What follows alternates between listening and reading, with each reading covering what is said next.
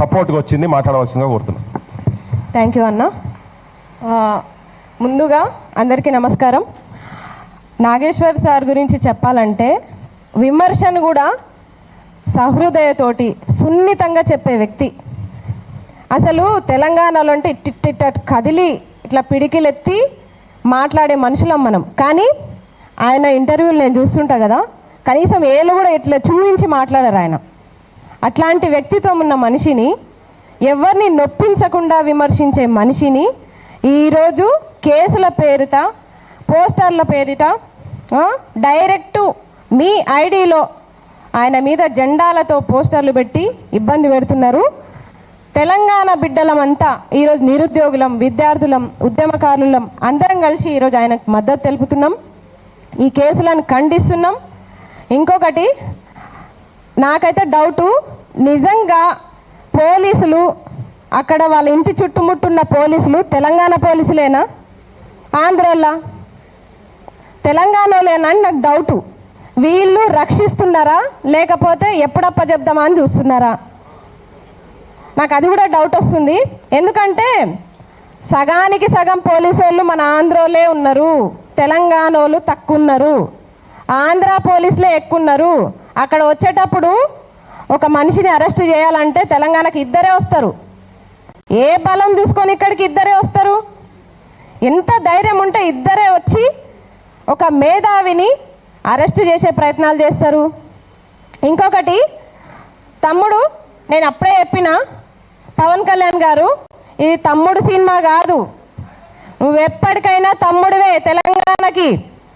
ఈ అన్నల ఇంటికి వచ్చి ఒక పూట భోజనం చేసేళ్ళు అంతే తప్ప తెలంగాణ మీద, తెలంగాణ వాదుల మీద పెత్తనాలు చెలాయిస్తే మాత్రం ఊరుకునే ప్రసక్తి లేదు. ఇంకొకటి, ఎల్లో దట్టి ఫెల్లో ఎప్పుడో చెప్పినాం, ఇట్లా మా అస్తిత్వాల మీద దెబ్బ కొట్టి మాతోన తిట్లు దీనికే మీకు అంత కాయసు ఉందా? ఎన్నిసార్లు తిట్టాలి మిమ్మల్ని? ఎన్ని సమావేశాలు పెట్టి తిట్టాలి? ఇది 3వ సమావేశం.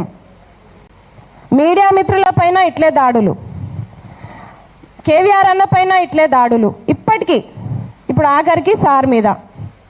ఇంక ఎన్ని రోజులు సహిస్తాం మేము? మర్యాదగా చెప్తున్నాం, దట్టి ఫెలోస్ ఆ పోస్టర్లు తీసేయండి, లేకపోతే ట్రోలింగ్ మీకే కాదు, మేము ఇంకా తెలంగాణ యువతలం, మాకు ఇంకా ట్రోలింగ్స్ వస్తాయి. ఇక్కడ నుంచి పోయిన మరుక్షణం ఆ పోస్టర్ మాకు కనిపించొద్దు.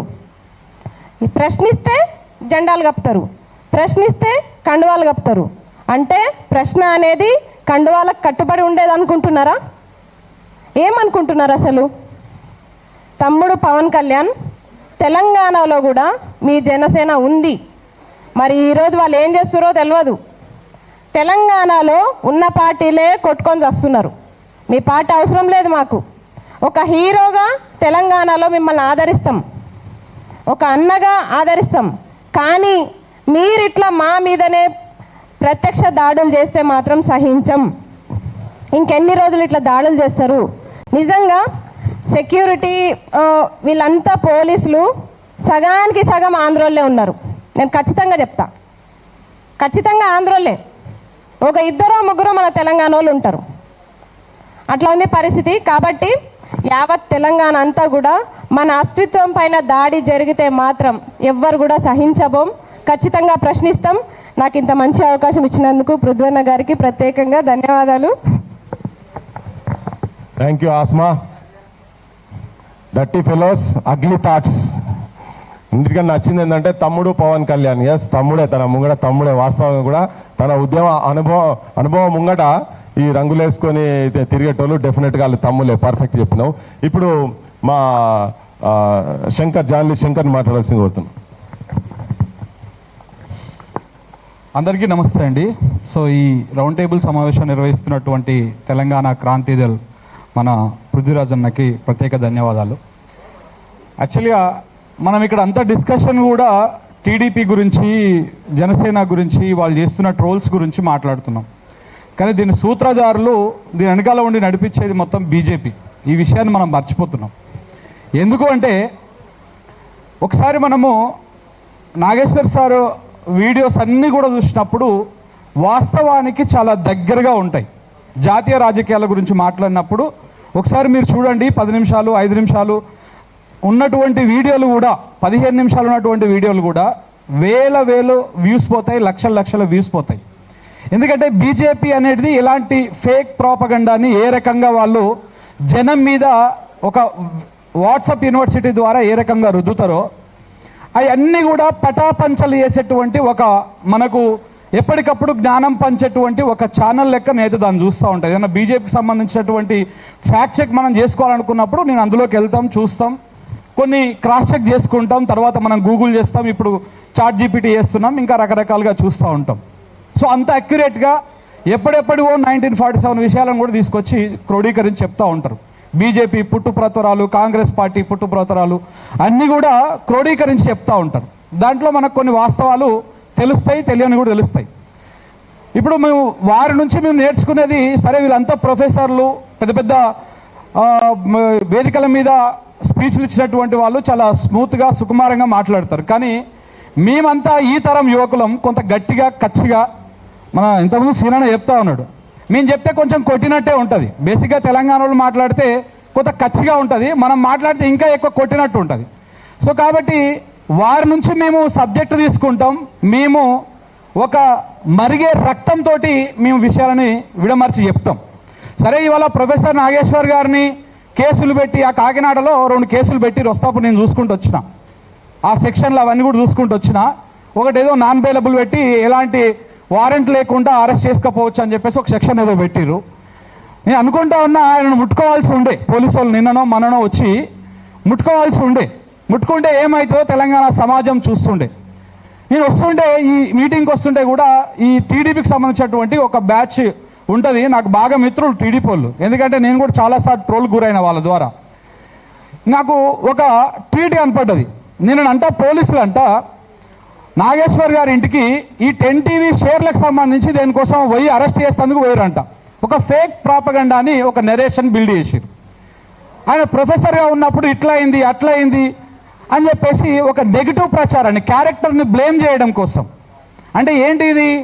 ఇవాళ మోడీ చేతిలో గోడీ మీడియా, లేకపోతే రకరకాల పాలకుల చేతిలో వాళ్ళ ఒత్తాసు పలికేటువంటి మీడియా ఉన్నాక కూడా ఎందుకు మరి ప్రొఫెసర్ గారి వీడియోస్ అంత మిలియన్ వ్యూస్ పోతా ఉన్నాయి?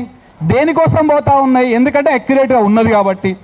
2 రాష్ట్ర ప్రభుత్వాలు ఎందుకు భయపడతా ఉన్నాయి? అక్కడ ఏ పార్టీ అని ఉండొచ్చు ప్రభుత్వంలో, అక్కడ కూటమి ఉండొచ్చు, ఇక్కడ కాంగ్రెస్ ఉండొచ్చు, ఇక్కడ ఇంకో పార్టీ రావచ్చు, అక్కడ ఇంకొక పార్టీ రావచ్చు. ఎందుకు భయపడతా ఉన్నాయి? ఆయన అంత అక్యురేట్గా చెప్తున్నాడు కాబట్టి. అరే ఎంత విచిత్రం అనిపిస్తుంది అంటే, సార్ ఆ రోజు వీడియో చేసినప్పుడు నేను కారులో చూసుకుంటూ పోతా ఉన్నా. పోతా ఉంటే సార్ చెప్పిండు, అరే చాలా చాలా పెద్ద మాట మాట్లాడిండు, తప్పకుండా ఇది రేపు డిస్కషన్ అవుతుంది కావచ్చు అని అనుకున్నా. తెల్లారంగానే ఏబిఎన్లా పెట్టేసిండు డిస్కషన్ దీని మీదనే. నేను ఇవాళ ఇదే ఏబిఎన్ అడుగుతా ఉన్నా, ఇదే టీవీ5 అడుగుతా ఉన్నా, ఇదే పెద్ద పెద్ద ఛానల్స్ అడుగుతా ఉన్నా. మీరు కూడా చెప్తారు ఆ సోర్సు. ఆంధ్రజ్యోతిలో పృథ్వన్న ప్రతి ఆదివారం నాడు కొత్త పాలక అని ఒకటి వస్తుంది. మరి దానికి సోర్స్ ఏముంటుంది చెప్పండి? ఆయన పోయి ఎవరింట్లో కెమెరాలు పెడుతున్నాడు? అన్నీ ఆయన పక్క నుండి చూసినట్టే, మొత్తం చూసినట్టే రాస్తూ ఉంటాడు. మొన్న కూడా సార్ ఒక క్లిప్ మీద ఒక సెటైరికల్గా ఒక చిన్న అదేసిండు.